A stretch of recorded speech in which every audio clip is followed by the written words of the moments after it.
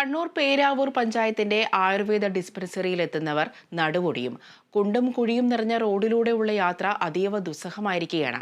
കാൽനടയാത്ര പോലും അസാധ്യമാണെന്നാണ് ഉയരുന്ന ആരോപണം. കണ്ണൂർ പേരാവൂർ പഞ്ചായത്തിലെ കുനിത്തലയിൽ സ്ഥിതി ചെയ്യുന്ന ഗവൺമെന്റ് ആയുർവേദ ഡിസ്പെൻസറിയിലേക്കുള്ള റോഡിന്റെ അവസ്ഥയാണിത്.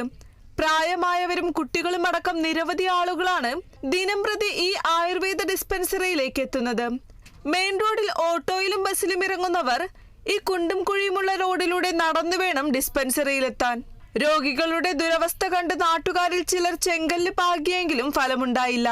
ടാർ ചെയ്യാത്ത ഈ റോഡിൽ വീണ് പരിക്കേറ്റ സംഭവങ്ങളും നിരവധിയാണ്. പലതവണ പരാതിപ്പെട്ടിട്ടും നടപടിയില്ലെന്നാണ് നാട്ടുകാരുടെ ആക്ഷേപം. ഇവിടെ ആയുർവേദ ആശുപത്രിയിൽ അധികം വരുന്നത് മരുന്നും കഷായം വാങ്ങുന്ന പ്രായമുള്ള ആൾക്കാരാണ്. അവർ മെയിൻ റോഡിലിറങ്ങി ഇത്രയും ദൂരം ഈ കുഴിയിലൂടെ നടന്ന് ഇവിടെ എത്തുക വെച്ചാൽ വലിയൊരു ബുദ്ധിമുട്ടുള്ള കാര്യമാണ്.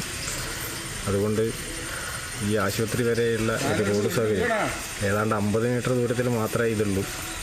50 ഇല്ല. ഈ ഒരു റോഡ് എത്രയും പെട്ടെന്ന് ഗതാഗത യോഗ്യമാക്കി തരണമെന്ന് പഞ്ചായത്തിലെ അധികാരികളോടും മറ്റ് ഇതുമായി ബന്ധപ്പെട്ട എല്ലാവരോടും വിനീതമായി അഭ്യർത്ഥിക്കുകയാണ്.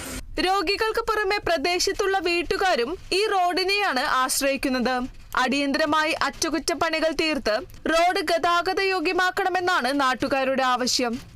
Kerala vision news, Kannur.